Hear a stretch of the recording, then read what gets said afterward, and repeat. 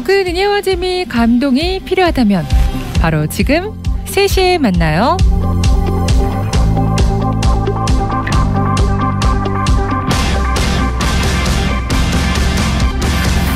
5월 26일 금요일입니다. 안녕하세요. 3시에 만나요. 강보영입니다. 매주 금요일마다 함께해 주시는 분이십니다. 함께하는 감리교회를 섬기시는 김성국 목사님 나오셨습니다. 안녕하세요, 목사님. 반갑습니다. 목사님, 네. 5월 시작이 엊그제인데 오늘이 벌써 마지막 금요일. 이게 시간이... 말입니까? 실화입니까? 이게 그러니까요. 지금 5월달에 한 번 방송한 것 같은데. 그렇죠. 벌써 5월이 지났어요. 벌써 5월이 다 지나갔어요. 그렇죠. 가정의 달이다 해서 사실 굉장히 바쁠 줄 알았는데 네. 가정을 잘 못 챙겼던 한 달이었습니다. 목사님은 어떠셨습니까? 저도 마음만큼은 뭐 늘 가족을 사랑하죠. 네. 저희가 늘 그런 것 같아요. 네. 우리의 마음은 늘 원이로돼. 그럼요. 나의 삶을 보면은 참 실천하지 못할 때가 많아요. 이게 한 해를 돌이킬 때마다 이런 생각들을 많이 하거든요. 목사님은 어떠십니까? 목회를 하다 보니까 똑같은 것 같아요. 네. 연말 되면 내년에 잘해야지 연초 되잖아요. 나는 이런 목회를 할 거야. 어머 벌써 6월이네. 그렇죠. 그래 나중에 성탄절 준비하고 있는 거예요. 그러니까요. 나 한 해 동안 뭐 했지? 시간이 너무 빠른 거예요. 맞습니다. 요즘에 한 주가 그냥 하루처럼 지나가는 느낌이라 이거 어떻게 시간을 써야 될지 모르겠어요. 목사님 혹시 지금 50km입니까? 40km입니까? 지금 40km인데 왜 60km 같이 느껴지죠 이게? 아마 우리 방송 듣는 모든 네네. 방송 가족분들도 동일한 마음 느끼고 계실 거예요. 그렇죠. 올해 2023년 시작한 지 엊그제 같은데 그러네요. 벌써 이제 반이 다 돼서 네. 어쩜 이렇게 시간이 빠를까? 그렇죠. 왜 이렇게 난 한 게 없을까? 이런 마음이 드는 분들이 계신데 그럼에도 불구하고 목사님 우리 하루하루를 정말 하나님과 더 닮아가고 그럼요. 하나님과 더 친해지는 날들이 됐으면 좋겠네요. 아멘입니다. 네. 그래서 말씀 묵상해야 되는 것 같아요. 말씀 맞아요. 묵상하지 않으면 이 시간의 흐름을 잘 우리가 파악하지 못하는 것 같아요. 그렇죠. 네, 말씀 묵상하고 있으면 하나님과 동행하기 때문에 그 하루하루를 꼭꼭 씹어서 살아가는 것 같아요. 너무 좋은 표현입니다. 네, 하루하루를 꼭꼭 씹어서 우리 하나님과 함께 살아가는 날들로 채울 수 있었으면 좋겠습니다. 아멘입니다. 여러분 잠시 후에 우리 김성국 목사님과 함께 복음 맛집 만나상회 오늘도 귀한 하나님의 말씀 나누고요. 묵상하는 시간 갖도록 하겠습니다. 우리 새만나 가족 여러분들의 출석 체크 기다리고 있겠습니다. 단문 50원, 장문 100원의 유료 문자입니다. 샵 1047, 우물정의 1047번으로 함께하고 있습니다 라는 문자 메시지 출석 2글자도 좋고요. 신청 찬양도 좋고요. 또 특히 오늘은 창세기 39장 2절에서 3절까지의 말씀을 본문으로 이야기 나눌 텐데요. 말씀도 묵상하시면서 여러분들의 이야기 보내주시기 바랍니다. 나의 갈 길 다 가도록 이하의 음성으로 함께 듣고 돌아오겠습니다.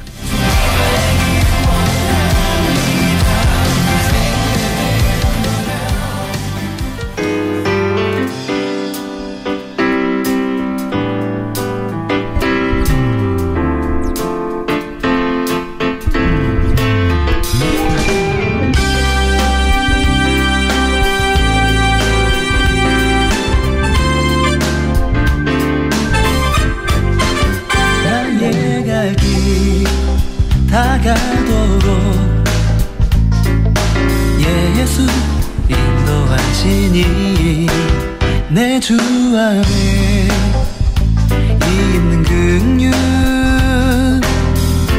어찌 의심하리요. 나의 갈 길 다가도록 예수 인도하시니 내 주 안에 있는 긍휼 어찌 의심하리요. 오직 믿음으로 사는 자는 하늘 위로 받겠네. 내가 무슨 일을 만나든지 말사염도 하리라.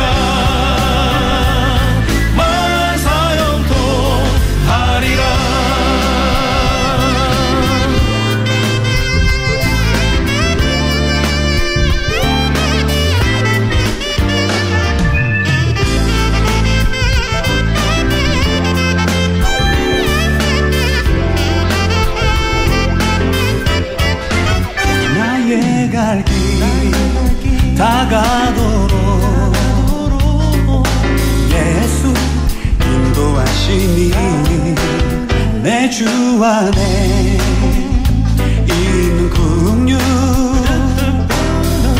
어찌 의심하리요. 나의 갈 길 다가도록 예수 인도하시니 내 주 안에 있는 긍휼 어찌 의심하리요. 오직 믿음으로 사는 자는 하늘 위로 받겠네. 내가 무슨 일을 만나든지 만사형통하리라. 오직 믿음으로 사는 자는 하늘 위로 받겠네. 내가 무슨 일을 만나든지 만사형통하리라. 만사형통하리라.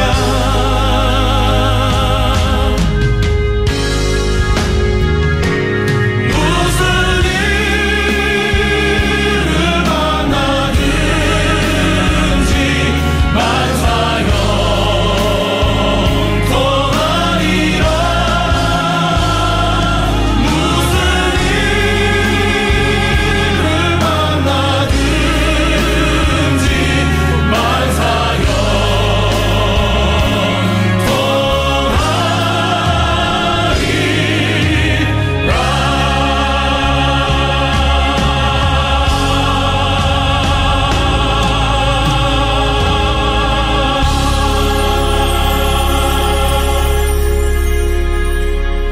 만나든지 아멘. 나의 갈 길 다 가도록 무슨 일을 만나든지 만사형통하리라. 와, 오늘 이 찬양으로 문을 열었습니다. 사실 오늘 주제가요, 목사님. 네. 뭘까요? 형통한 성도, 형통한 인생이라는 주제를 가지고 네. 나누려고 합니다. 우리 성도님들이 가장 좋아하는 단어가 형통. 아, 형통이죠. 뭐든지 통통 아주 그냥 그죠? 다 통해야 네, 되겠다. 모든 일에 그냥 다 형통했으면 하는 네. 그런 바람들을 갖고 있어서 형통이란 단어를 굉장히 좋아하죠. 좋아하는데 오늘 목사님과 함께 또 창세기 말씀 나누면서 이 형통, 하나님이 주시는 형통이란 과연 무엇일까? 네네. 아, 바로 알아가는 시간이 됐으면 좋겠습니다. 네. 자, 우리 1405번님, 저도 동감합니다. 세월의 흐름을. 아, 맞아요. 공감하신 분들 많을 거예요. 그렇죠. 네. 예, 축복하고요. 빠르게 흘러가더라도 우리 하루하루 정말 예수님과 예수님 말씀, 하나님 말씀 꼭꼭 씹으면서 그렇게 살아갈 수 있기를 바랍니다. 7243번 보내주셨어요. 목사님 한번 소개해 주세요. 3시에 만나요. 목사님, 강PD님 반가워요. 오늘도 출석해요. 무더운 날씨네요. 찬양 신청합니다. 예수님은 누구신가 신청합니다. 네. 반갑습니다. 반갑습니다. 네. 오늘도 함께 해주시는 우리 세만나 가족 여러분들 축복하고 여러분들 계속 문자 메시지 보내주십시오. 오늘 목사님과의 또 말씀 묵상 나눔 시간을 통해서 받으신 은혜들 또 들으시면서 궁금한 점들 여러분의 삶에 또 적용해 보실 부분들을 기억하시면서 꼭 보내주시기 바랍니다. 자, 복음 맛집 만나 상회 오늘 김성국 목사님과 함께 하고요. 우리 시작하기 전에 오늘의 본문과 주제를 같이 나눠보도록 하겠습니다. 오늘의 본문은 창세기 39장 2절에서 3절까지고요. 형통한 성도, 형통한 인생이란 주제로 이야기를 나누게 됩니다. 오늘의 본문 말씀을 제가 읽어드릴게요. 여호와께서 요셉과 함께 하심으로 그가 형통한 자가 되어 그의 주인 애굽 사람의 집에 있으니 그의 주인이 여호와께서 그와 함께 하심을 보며 또 여호와께서 그의 범사에 형통하게 하심을 보았더라. 아멘. 아멘. 와, 어마어마합니다. 말씀 너무 좋지 않아요? 네. 저는 이 말씀 너무 좋은 것 같아요. 맞아요. 여호와께서 요셉과 함께 하신다. 근데 그거를 주변 사람들도 다 안다는 아는 거예요. 요셉의 삶이 어떠했을지 참 그렇죠. 궁금하기도 하고 네. 또 우리도 이런 삶을 살았으면 좋겠다라는 그런 바람이 있는 네. 오늘의 말씀입니다. 잠시 후에 목사님과 함께 이 말씀 가지고 묵상하게 될 거고요. 목사님 오늘 시작하면서 첫 번째 문제가 있잖아요. 퀴즈요. 있습니다. 네. 네. 다음의 이름의 의미를 가진 인물은 누구일까요? 여호와께서 더하실 것이다. 오, 여호와께서 더하실 더하실 것이다. 라는 의미를 지닌 인물이 있군요. 네. 힌트가 있습니다. 좋습니다. 하나님의 꿈을 꾸었다가 형제들에게 미움을 받고 이스마엘 상인들에게 팔려간 인물입니다. 힌트를 많이 줬죠. 네. 네, 성경에 이렇게 막 팔려간 사람이 그렇게 많지는 않은 것 같아요. 그렇죠. 네. 형들에게 미움받은 그렇죠. 사람도. 네. 네, 이 사람은 누구일까요? 문제를 드렸습니다. 단문 50원, 장문 100원의 유료 문자 샵 1047, 우물정의 1047번으로 정답 보내주시기 바랍니다. 신청해 주신 찬양 블렌딩 노트의 예수님은 누구신가 듣고 와서 오늘 복음 맛집 만나상회 시작해 보겠습니다.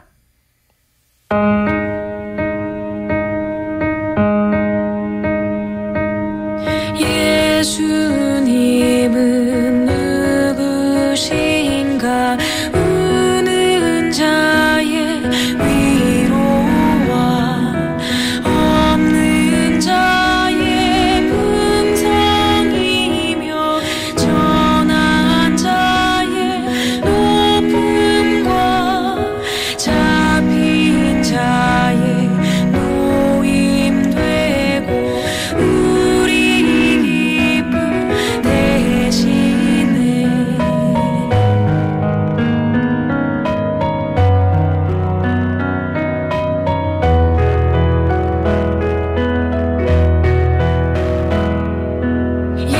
예수님은 누구신가 약한 자의 강함과 눈먼 자의 빛이시며 병든 자의 고침과 죽은 자의 부활되고 우리 생명 되시네. 예수님은 누구신가 온 교회의 머리와 온 세상의 구주시며 모든 왕의 왕이요 심판하실 주님 되고 우리 영광 되시네.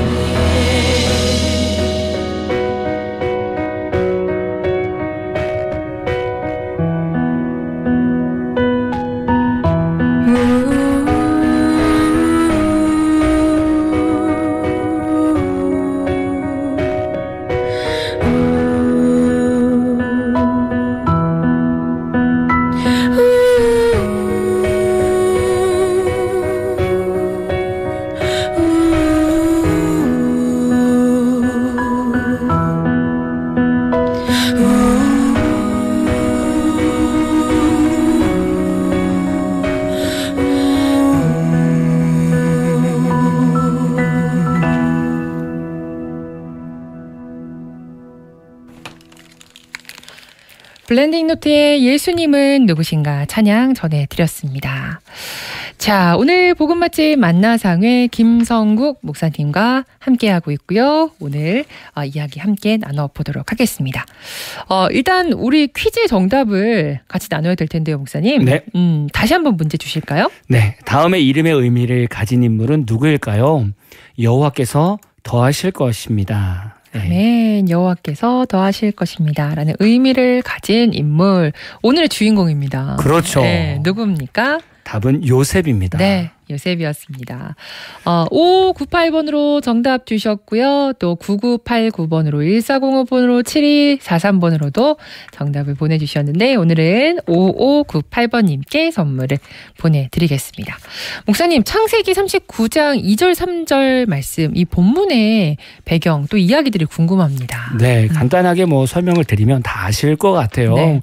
지금 요셉은 애굽 보디발의 집에 와 있는 상태입니다. 그렇죠. 근데 그냥 온 게 아니라 아까도 퀴즈 때 말씀을 드렸지만 형들에게 미움을 받았죠. 네. 왜냐하면 야곱 아버지한테도 너무나 이쁨 받았던 아들이고 거기다 또 하나님의 기가 막힌 꿈까지 맞아요. 꿨던 아들이잖아요. 네.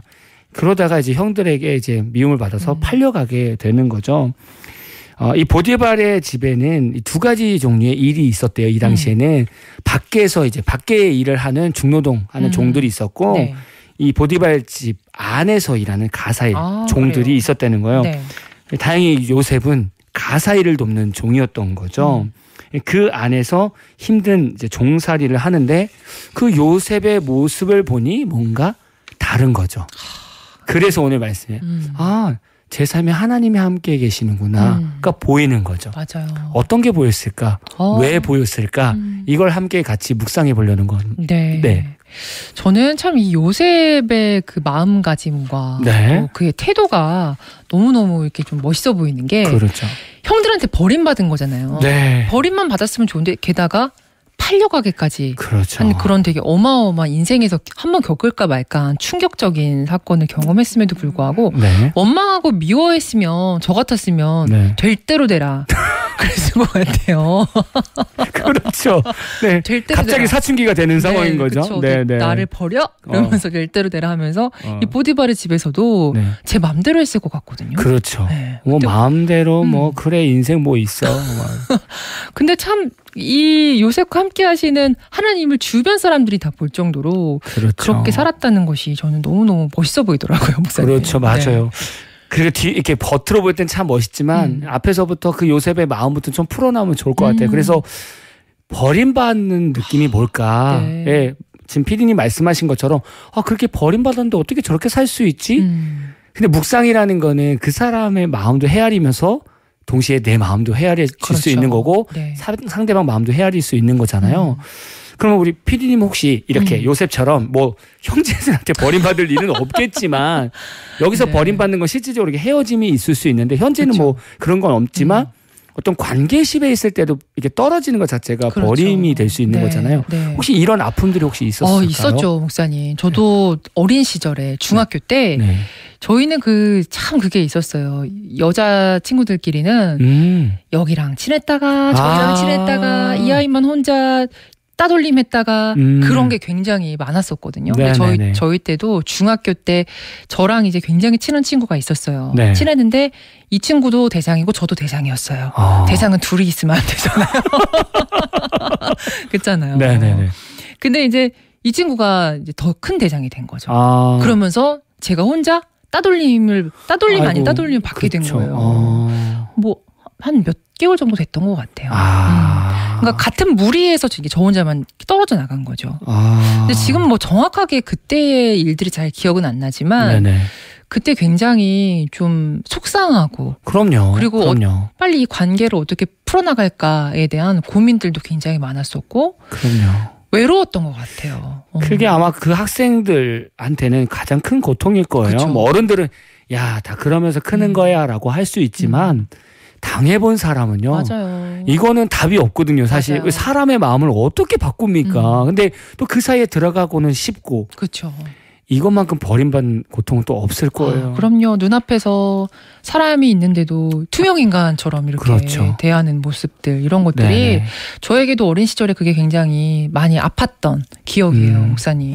아마 이게 지금 현대에는 더 큰 문제가 될 거예요. 그쵸. 지금 학교에서도 뭐 폭력 때문에도 참 문제가 되잖아요. 때리는 친구들은 몰라도요. 맞는 친구들은 계속 그 기억하죠. 마음에 또 버림받는 느낌이 맞아요. 될 거예요. 또 그리고 워낙 바쁘다 보니까 이제 부부 사이에서도 맞아요. 서로 버리는 거죠. 서로 같이 살고 있지만 네. 난 너의 생각에 공감하고 싶지 않아. 서로. 음. 그러다 보니까 함께 있어도 전혀 공감이 되지 않는 부부들도 그렇죠. 있을 거예요. 그러면 맞아요. 내가 저 부인한테 버림받은 느낌이다. 이런 생각이 들 수 있는 남편도 있을 거고 맞습니다. 또 아내도 남편이 밖에서만 바쁘다 보면 나 왜 결혼했을까? 나 남편한테 버림받은 거야? 맞아요. 같은 공간에 있지만 다른 세상을 살고 있는 부부들도 의외로 많을 것 같거든요. 그렇죠. 이랬을 때도 버림받은 느낌이 들 것 같은 거예요. 맞아요. 함께 있지만 공감하지 못하는 그렇죠. 상황. 뭐 그게 요즘 시대에서는 가장 버림받음의 어떤 의미가 되지 않을까 싶어요. 맞습니다. 네네. 아마 사회에서도 이런 일이 되게 많을 거예요. 그렇죠. 네. 이런 고통이 아마 요셉에는 더 많이 있었을 거예요. 요셉의 마음속에는 형들한테 어쨌든 버림받은 부분이 있고요. 그 안에 또 아버지하고 부모님 어쨌든 부모님하고 강제적으로 헤어지는 버림이 있었고요. 거기다가 이제는 언어도 맞지 않는 지역으로 나라로 와서 적응해야 될 게 너무 많은 거죠. 맞습니다. 이게 뭐 복합적으로 합쳐진다면 아까 PD님 말씀대로 야 이게 살 소망이 생길까? 그러니까요. 그냥 막 살지 뭐 이렇게까지 가지 않을까. 근데 요셉은 그렇게 하지 않았던 거죠. 그러네요. 근데 이게 버림받는 걸 좀 생각해 보면 예수님도 버림받았어요. 맞아요. 결국 예수님이 다 병든 것도 치유해 주시고 귀신도 다 쫓아내 주셨는데 결국에는 십자가의 사건은 모든 이들에게 버림받은 증거가 돼 버렸어요. 그렇죠. 아, 근데 전 하나님의 일을 보면서 아, 왜 하나님은 이렇게 하실까라고 이해가 안 되는 부분 중에 하나가 버림받는 거예요. 하나님은 꼭 하나님의 일을 시작하기 위해서 누군가는 버려요. 누군가는. 그리고 나서 거기서부터 일을 시작하시더라고요. 그거를 좀 요셉 삶에서 보는 것 같아요. 하나님께서 버리시는 상황이 분명히 있다는 거예요. 그 상황에서 어떤 게 어려울까? 그냥 버림받는 것도 힘들지만 이거 분명히 하나님 뜻 맞는 것 같긴 한데 막상 순종해서 와보면 이거 버림받은 느낌. 저 같은 경우에는 목회자니까 늘 기도해요. 어떤 사역지를 떠날 땐 하나님 제가 갈까요 말까요? 늘 기도해요. 하나님 떠나라는 감동 주시면 가죠. 그러면 하나님의 응답이 있었으니까 잘 되거나 아니 뭐 좋은 분위기거나 그렇죠. 뭐 이래야 되는데 네. 항상 가면 뭔가 조금 이질감을 느끼는 제 자신이 아니면 조금 제가 좀 겉도는 느낌? 하나님 저 여기 왜 보내셨을까요? 이렇게 좀 기도할 때가 좀 많았었던 것 같아요. 그렇군요. 아니 여기 잘 지내고 계신데 굳이 나까지 그렇죠. 굳이 왜 나를 이곳에 보내셔서 왜 굳이 내가 버림받는 느낌처럼 만드실까라는 생각을 좀 많이 하게 됐던 것 같아요. 또 뭐 시골에 이렇게 목회를 나갔던 적도 있었어요. 전도사 시절에는. 네. 거기에는 심지어는 아 나는 목회 이렇게 끝나나? 나 이렇게 하나님께 그냥 쓰임받고 버려지는 것일까? 라고 생각할 정도로. 그 정도로. 네. 왜냐하면 뭐 제가 뭐 이쪽 교단에서 아는 사람도 뭐 많지 않았고 그러다 보니까 아 그냥 하나님 여기서 그냥 이 시골에서 평생 살려고 하시는 건가? 거기서도 좀 이런 생각을 했던 것 같아요. 네. 그런 생각들이 하나님 안에서 걸어가는 성도들 안에서도 있을 것 같아요. 맞아요. 많은 성도들하고 대화하다 보면 또 청년들하고 대화하다 보면 어떻게 갈 것인가 어딜 갈 것인가 기도를 많이 해요. 다행히 응답받고 가는 케이스들도 많은데 반드시 또 돌아오는 신방 내용이 있어요. 이 길이 맞는 걸까요? 그렇죠. 근데 그렇게 느끼는 이유는 갔는데 왠지 저 혼자 있는 느낌. 하나님이 일 안 하시는 느낌. 그렇죠. 이때 이제 버림받는 느낌인 거죠. 그렇죠. 나 버림받았나? 하나님 나 안 쓰시나? 이런 고민을 할 때가 있는 거죠. 아마 청취자분들 중에는 하나님의 뜻이 있어서 이곳에 이사 오신 분들 있을 거예요. 제주도 땅에 그쵸. 이사 오신 분들이 네. 있을 거예요. 뭔가 하나님 응답 받았으니까 기대감을 가지고 오셨을 수도 있어요. 근데 생각보다 좋은 일보다는 힘든 일이 많으셨을 수도 있어요. 맞습니다. 그때 이런 생각을 해보시지 않았을까라는 생각이 들어요. 내가 응답 잘못 받았나? 나 하나님 버리신 거 아니야? 빨리 다른 길 찾아봐야 되는 거 그렇죠. 아니야? 빨리 다른 건 다시 이럴 수 있을 것 같아요. 요셉도 그런 마음이 있지 않았을까라는 묵상을 좀 해보게 돼요. 정말 그랬을 것 같아요. 그 얼마나 낯선 곳이에요. 아는 사람 한 명도 그럼요. 없고. 또 언어도 배워야 돼. 애국어를 또 배워야 돼요. 야. 이게 얼마나 당황스러운 상황입니까? 내가 왜 여기 와 있지? 여기는 어디? 나는 누구? 맞아요. 약간 이런 상황들이 사실은 현대 시대에 이제 사람들이 많이 느끼는 거잖아요. 내가 왜 이 일을 하고 있지? 내가 왜 여기서 살아가고 있는 거지? 이런 질문들 되게 많이 하거든요. 네. 이런 생각을 갖고 계시다면 오늘 말씀을 통해서 좀 점검이 됐으면 좋겠어요. 그러니까 이 말씀 오늘 본문 창세기 39장 2절에 나타난 말씀을 보면 그가 형통한 자가 되어 그의 주인 애굽 사람의 집에 있다. 근데 그와 함께 하시는 여호와를 이제 주변 사람들이 봤다. 그 주인이 봤다라고 하는데 네. 이렇게까지 고백되기까지의 그 과정을 저희는 그렇죠. 생각하지 못하는 거예요. 그렇죠. 그냥 툭 잘라 네. 있는데 그 인정받기까지의 시간이 있지 않았겠냐라는 거죠. 그러네요. 그 시간만큼 요셉은 뭘 했겠냐 이거죠.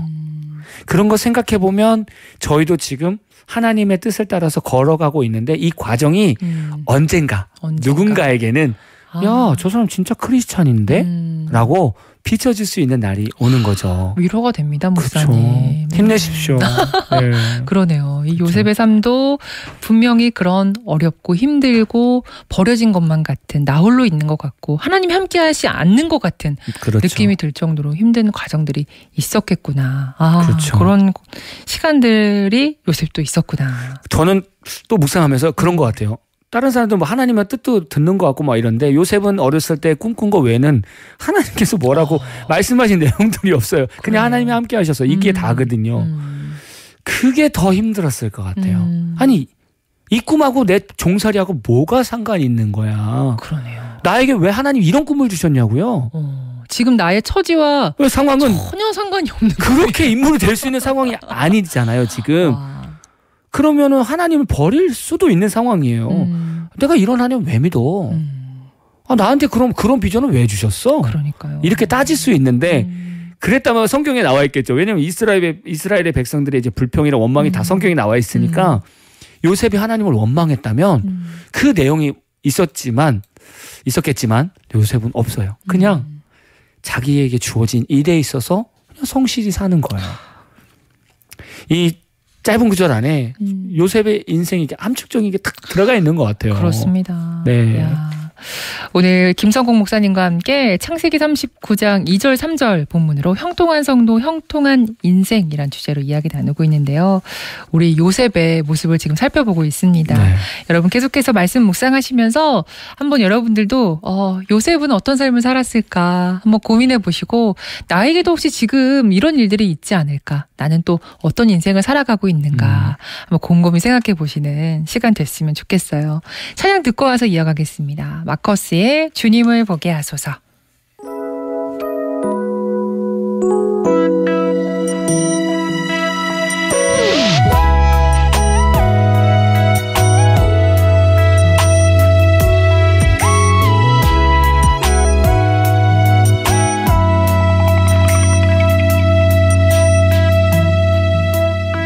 나의 주님께 찬양 드리며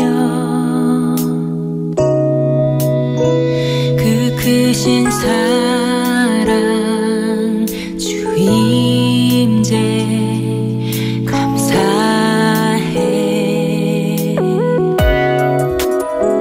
어둠 속에 찾아오셔서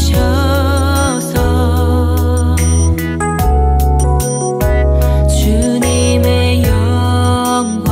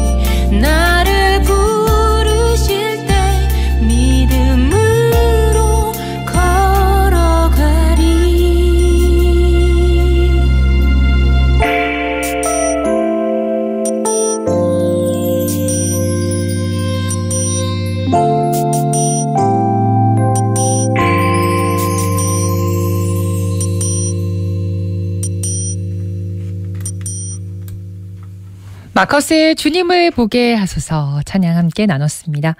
네, 오늘 함께하는 교회 김성국 목사님과 형통한 성도, 형통한 인생 우리 요셉을 한번 살펴보고 있습니다.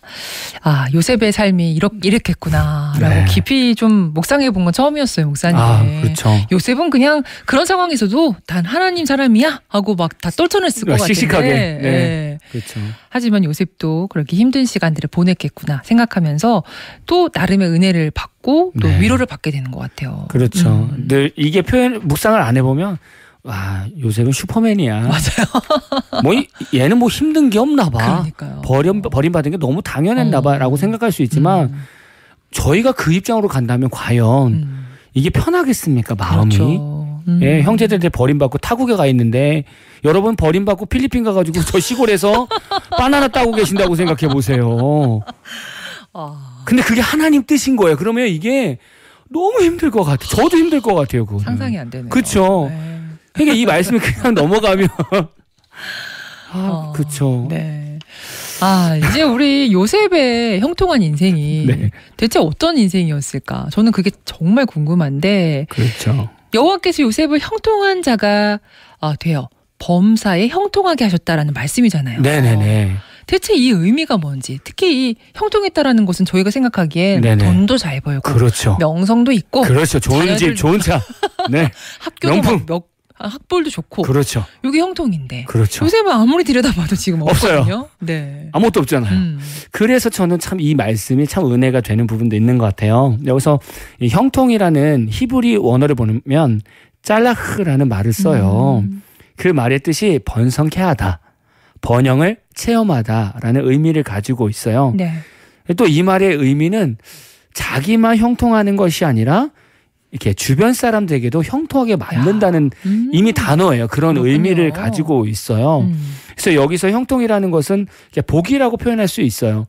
또 이렇게 따지면 또 지금 PD님 말씀하신 것처럼 네. 또 뭐 물질 막 이렇게 그쵸, 또 그쵸. 복하면 그렇게 가잖아요. 그래서 제가 시편 1편 3절 말씀을 적어왔는데요. 네. 그 3절 보면 그는 시냇가에 심은 나무가 철을 따라 열매를 맺으며 그 잎사귀가 마르지 아니함 같으니 그가 하는 모든 일이 다 형통하리로다. 아멘. 또 이렇게 말씀을 읽어드리면 거봐요, 복 많네. 아니 잘 되네, 모든 일이 잘 되네라고 그렇죠, 얘기하는데 네. 말씀 가운데 믿음을 찾으시려면 먼저는 이 전체 내용, 전체 컨텍스트를 봐야 돼요. 그러니까 앞에 내용이 더 중요하다는 거예요. 그가 시냇가에 심은 나무가, 그는 시냇가에 심은 나무가라고 표현하고 있잖아요. 네. 이게 먼저라는 거예요. 시냇가에 심은 나무는 어떻겠어요, PD님? 이게 주변이 다 촉촉하고 그렇죠. 예. 그리고 뭔가 다 수분도 잘 공급되면서 그렇죠. 뭐 이 가뭄 때도 그래도 물이 있고 그렇죠. 그런 곳이잖아요. 그러면 뭐 열매도 뭐 주렁주렁 네. 매달릴 것이고 이게 나무가 성장하면 새들도 와서 쉴 것이고 맞아요. 농부들도 그 밑에서 쉴 것이고 근데 저희가 이제 늘 생각하는 건 그 뒤에 모든 일이 다 잘 된다, 모든 일이 다 복이 있다라는 거에 생각하는데 네. 사실 가장 큰 복은 시냇가에 심은 나무 이 상태가 가장 복 있는 상태입니다. 그렇군요. 네네네. 시냇가에 심겨져 있는 것. 그 자체가 그게 없다면 뒤에 모든 일이 다 형통된다라는 이 말이 성립이 안 되는 거죠. 저희는 근데 이것만 봐요. 철을 따라 열매를 맺고 아멘이죠. 잎사귀가 마르지 않고 그렇죠. 네, 하는 모든 일이 다 형통을 여기만 보거든요. 그렇죠. 앞엔 잘라내고요. 그렇죠. 나무가 어디 있든지 상관은 없는 거예요. 그러면서 무조건 그 나무는 열매를 맺어야겠죠. 뭐 이렇게 볼 수 있는데 네. 말씀들을 볼 때 항상 하나님은 원인이라든가 과정을 꼭 앞에 말씀해 두세요. 예, 그러니까 시냇가에 심은 나무가 그 철을 따라서 다 열매를 맺는 거야 라고 말씀하시는 거죠. 이렇게 풀어본다면 이렇게 생각할 수 있을 것 같아요. 형통은 복인데 복은 시냇가에 심은 나무 같이 하나님 안에 심겨진 성도다. 아멘. 그래서 형통과 복은 곧 하나님과 함께하는 인생이다라고 아멘. 예, 정리를 할 수 있을 것 네. 같아요. 그래서 이런 거죠. 하나님과 늘 동행하는 인생을 살면서 어느 직장에 가게 되면 생활하다 보면 이런 얘기를 듣는 거죠. 야, 너가 우리 회사에 오면서 뭔가 분위기가 좋아진 것 같아. 맞아요. 너 때문에 우리 회사가 뭔가 잘 되는 것 같아. 라는 얘기를 듣게 되는 거죠. 잘 생각해 보면 왜 그럴까라는 거예요. 내가 성격이 밝아서? 내가 뭔가 열심히 일해서? 물론 그런 부분도 있겠죠. 근데 그렇게 할 수 있는 원동력이 무엇이었을까? 바로 우리 안에 계신 하나님 때문에. 요셉이 그냥 잘한 것이 아니에요. 그냥 뭐 언어적 능력이 뛰어나서 그냥 애국어를 빨리 배운 것도 아니고요. 네. 워낙 뭐 부지런해서 막 이렇게 일을 잘해서 인정받은 것도 아니고요. 엄연히 보면 그냥 하나님이 요셉과 함께 하시기 때문에 그의 삶이 복이 된 거예요. 그러니까 우리 성도들이 볼 때 나 복 받고 싶어요. 복 받고 싶어요. 이 얘기는 가로쳐 놓고 물질 막 복 받고 싶어요. 뭐 이런 걸 자꾸 이제 생각을 하시는데 이거는 그냥 나중에 주어지는 그냥 열매일 뿐인 거예요. 그렇죠. 네, 내가 하나님과 함께 살아가고 있으면 그 안에 모든 것이 다 들어가 있는 건데 우리가 때로는 이렇게 하나님과 함께하는 것을 좀 소홀하지 않은가? 라는 좀 생각을 해봅니다. 맞습니다. 우리가 생각하는 복의 그런 범위가 너무 좁고 그렇죠. 네, 편협했다라는 생각이 듭니다. 그렇죠. 하나님과 함께하는 복, 그 복을 우리가 누린다면 나중에 열매로 받게 될 것들은 그 이상일 텐데. 그럼요. 왜냐면 하나님 안에 다 있는데 그러니까요. 굳이 그 많은 것 중에서 내가 원하는 것만 달라고 하잖아요. 맞아요.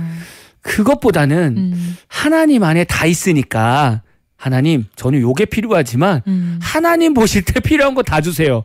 이게 더 낫지 않을까요? 맞아요. 그 얘기는 내가 하나님과 함께 하겠습니다라고 고백하는 거와 같다는 거죠. 맞습니다. 네. 이렇게 요셉의 형통의 복이 무엇인지 목사님과 함께 나눠봤고요. 네.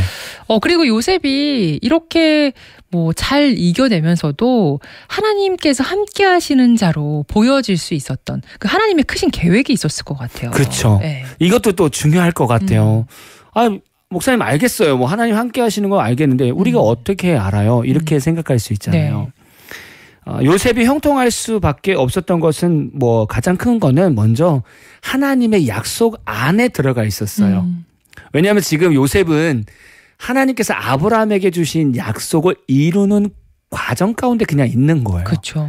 그러니까 요셉의 인생 딱 잘라볼 때는 너무나 큰 힘든 상황이고 어려운 상황이지만 넓게 본다면 하나님은 이스라엘 백성을 세우기 위한 과정 중에 그냥 요셉을 거기다가 브릿지로 넣은 것 그렇죠. 뿐이에요. 네. 그래서 요셉이 형통하고 복을 받았다라는 것 자체는 하나님의 계획 안에 있다는 거거든요.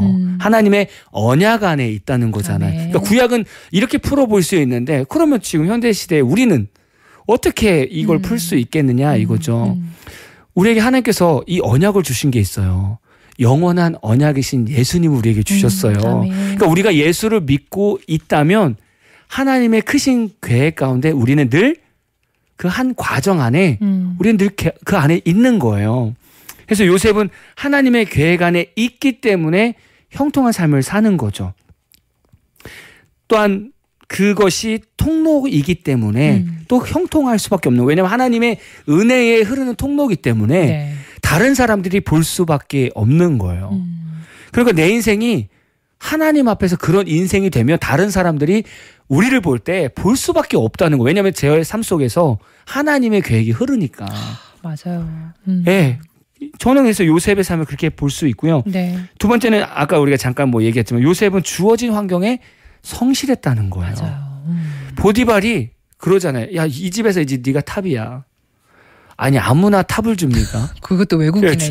그렇죠. 아니 뭐 우리 집에 예를 들면 네. 공장이 있어. 우리 공장이 있는데 외국인 노동자들이 있어. 거기에 뭐 한국 사람들도 있어. 근데 거기 수석 직원을 네. 저기 동남아 분을 딱 세우더니 네가 탑이야. 그러니까요. 이렇게 세웠다는 거예요. 그 밑에 한국 사람들 잔뜩 있는데 이게 이해가 되겠냐 이거죠.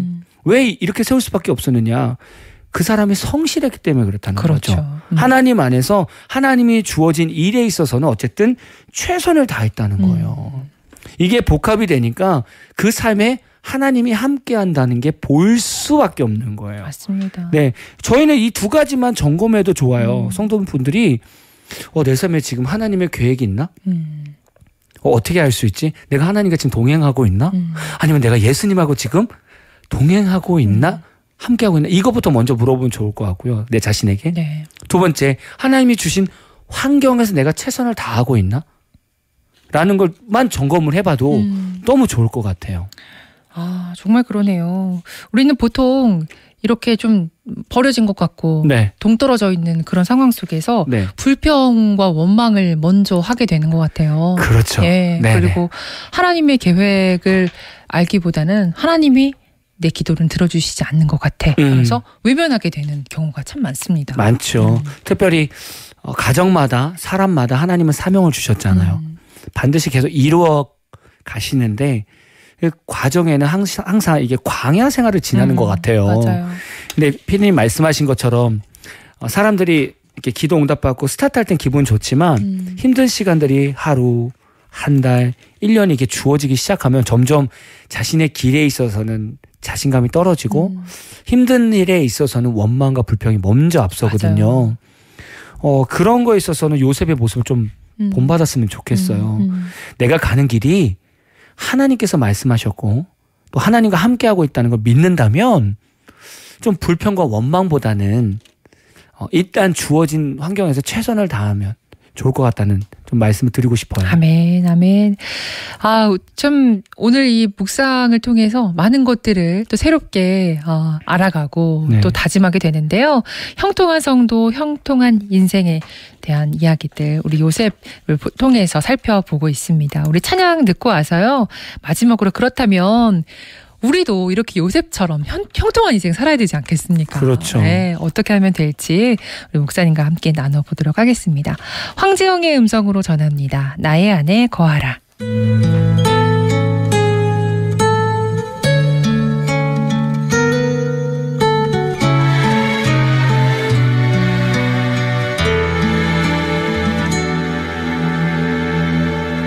나의 안에 거하라. 나는 내 하나님이니 모든 환난 가운데 너를 지키는 자라. 두려워하지 말라. 내가 널 도와주리니 놀라지 말라. 내 손 잡아주리라. 나의 안에 거하라. 나는 내 하나님이니 모든 환난 가운데 너를 지키는 자라. 두려워하지 말라. 내가 널 도와주리니 놀라지 말라. 내 손 잡아주리라. 내가 널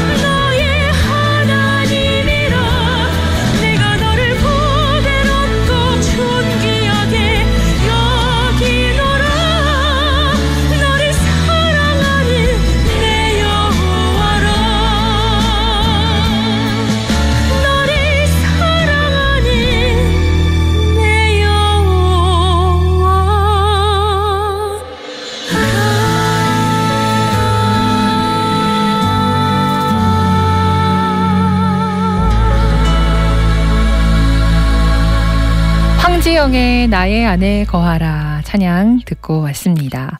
복음 맛집 만나상회 함께하는 감리교회를 섬기시는 김성국 목사님과 함께하고 있습니다. 오늘 창세기 29장 2절 3절 말씀을 본문으로 형통한 성도, 형통한 인생 주제로 이야기 나누고 있는데요. 목사님 마지막으로 네. 그럼 어떻게 하면 요셉처럼 나도 형통하고 이웃에게도 그 형통을 흘려보낼 수 있는 삶을 살 수 있을까요? 네.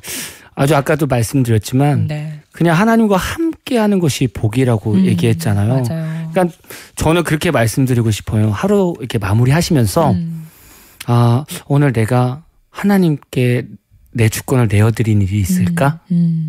이거는 하나님께서 함께 하셔서 하신 일이네. 네. 이런 걸 좀 하루하루 좀 점검하는 시간을 가지면 좋을 것 같아요. 하루를 마무리하면서 그렇죠. 오늘 하루를 쫙 이렇게 돌이켜보는 거죠. 네네. 네. 그 스타트는 앞에 말씀과 기도로 시작하면 너무 좋을 것 같고요. 어떤 일을 하든지 좀 기도로 시작했으면 좋겠어요. 왜냐하면 기도하는 순간 하나님은 우리에게 귀를 기울이시거든요. 뭐 응답을 듣고 안 듣고 이거 해라 저거 해라 이거 듣기 이전에 무슨 일을 하든지 하나님 저 어디 가요. 하나님 저 이거 오늘 뭘 결정해야 돼요. 네. 이렇게 매 순간 기도한다는 것 자체는 하나님 제 옆에 있는 거 맞죠? 하나님 제 옆에 있는 거예요. 이렇게 늘 네. 서로 확인하는 거죠. 연인들끼리 서로 함께 한다는 개념을 가질 때 네. 보통 어떻게 해요? 저는 예전에 집사람하고 연애할 때 엉덩이 띄고 붙이고 순간순간 다 남겼거든요. 여보 나 지금 어디 가? 정말요? 자기야 나 지금 밥 먹었어. 모든 순간을 공유하셨군요. 공유했죠. 아이고. 네, 사람마다 좀 다르죠. 네, 상당히 귀찮아할 수도 있겠지만 우리 서로 뭐 그렇게 한 네. 부분이 있는데 함께 한다는 것 자체가 네. 지금 하나님과 우리는 눈에 보이지 않는 상황에서 멀리 있는데 뭐 애인들도 마찬가지 아닐까요? 맞아요. 서로 다른 일 하고 있을 때 뭐 어떻게 지내고 있지? 서로 그렇죠. 근데 그것을 이어줄 수 있는 게 메시지란 말이죠. 우리가 하나님과 나와 함께하고 있는 시간 나랑 어떻게 함께하고 계실까라고 했을 때 내가 찾으면 되는 거예요. 하나님 저 지금 밥 먹어요. 이 음식 주셔서 너무 감사해요. 그 얘기를 한다는 건 하나님 바로 내 앞에 계시다는 거와 맞아요. 같은 거죠. 네. 이렇게 하나님과 함께하는 삶을 살면 결국 인생은 하나님이 책임지세요. 아멘. 네. 왜냐하면 하나님께 계속 물어보는데 하나님께서 하나하나 풀어가시지 않겠어요? 그렇죠. 네. 계속 하나님께 하나님 저 이거 결정해야 되는데 어떡하죠? 근데 내가 하나님의 음성을 못 듣는 거예요. 근데 기도는 했다면 그게 설사 잘못 선택했어도 하나님은 다시 그 잘못된 부분을 발견하게 하시고 다시 수정하게 하거나 다시 돌아올 수 있는 길을 분명히 여신다는 거예요. 맞습니다. 그러다 보면 어느 순간 나뿐만이 아니라 다른 사람에게도 좋은 영향을 준다는 거예요. 그렇죠. 다른 사람들이 우리 삶을 볼 때 너 크리스찬 아니야? 이렇게 얘기 듣는 건 참 쉽지 않습니다. 맞아요. 네. 그런 건 어렵지만 일을 하면서 너 참 잘한다. 너랑 일하면 뭔가 마음이 편해. 그럼 우리 속으로 얘기하죠. 주님이 함께 계셔서 그래요. 근데 어느 순간 나중에 같이 밥을 먹거나 그럴 때 기도하면 너 크리스찬이었구나. 어쩐지 뭐가 달라. 그렇게 참 빛을 전하는 사람이 됐으면 좋겠네요. 그렇죠. 네. 예전에 제가 청년부 사역할 때 어떤 청년이 여자 청년이 저한테 이런 얘기를 해주는 거예요. 자기가 대학교 다니는데 예수 믿는 사람들이 아예 없었대요. 경상도 쪽이라 네. 또 핍박도 되게 심했고 근데 이 친구는 크리스찬으로서 중심을 지키기 위해서 1학년 때부터 술도 안 마시고 물론 같이 어울리지만 안 마시고 늘 거룩하게 살려고 노력했대요. 그래서 막 이렇게 핍박도 하는 남자 선배들도 많고 그랬는데 졸업반에 왔는데 그 남자 청년이 이 친구를 보면서 야 내가 솔직히 크리스찬들 싫어하는데 너를 보니 나중에 내가 장가를 간다면 너같이 크리스찬 여자를 만나면 좋겠다. 이 고백을 들었는데 얘가 눈물이 나더라는 거예요. 나 4년 동안 잘 살았구나. 이 친구는 4년 동안 하나님과 함께한 거예요. 그러네요. 그럼요. 이제 나중에 그 남자 선배를 통해서 고백을 들은 거잖아요. 너 안에 하나님 살아계셔 이 얘기인 거잖아요. 그렇죠. 저도 이 얘기를 듣는데 너무 은혜가 되더라고요. 지금 우리 성도님들 지금은 막 뭔가 겉으로 드러나지 않을 수 있지만 이렇게 삶 속에서 작은 거 하나까지도 하나님과 공유하고 하나님과 함께 걷고 하나님과 함께 나누고 그러다 보면 이 시간이 차곡차곡 쌓이다 보면 결국 요셉처럼 야, 저분 삶에는 뭔가 달라. 뭔가 하나님이 있는 것 같고 뭔가 왜 안 될 것 같은데 왜 이렇게 잘 되지? 그렇죠. 근데 또 그분하고 같이 일하는 분들도 함께 잘 돼. 그럼 나중에 막 그분하고 일하고 싶어 하지 않겠습니까? 맞아요. 이게 형통한 성도의 모습이죠. 이걸 그려보면서 달렸으면 좋겠어요. 아멘, 아멘입니다. 우리 삶의 그 모습들이 정말 다 이렇게 점점점 변화될 수 있었으면 좋겠다 생각이 들어요. 우리 0707번으로 요즘 극동방송 잘 못 들었는데 오늘 잠깐 참여합니다. 감사합니다. 라고 하시면서 문자 주셨고요. 2000번으로는 요셉으로 이행시를 지어주셨어요. 요나의 회개의 기도의 교훈을 잊지 않게 하옵소서.